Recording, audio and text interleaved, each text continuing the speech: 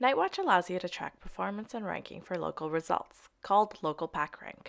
You can set the exact local location by city, region, or zip code where your keywords should be tracked. Here's how to set up local PackRank tracking.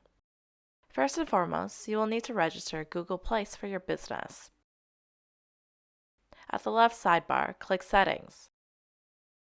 Enter your exact registered Google Place name in the Google Place field. Then, click Save URL. You can now start to track local PackRank of your keywords. At the left sidebar, click Keywords. Click on the pencil icon of any particular column of your choice.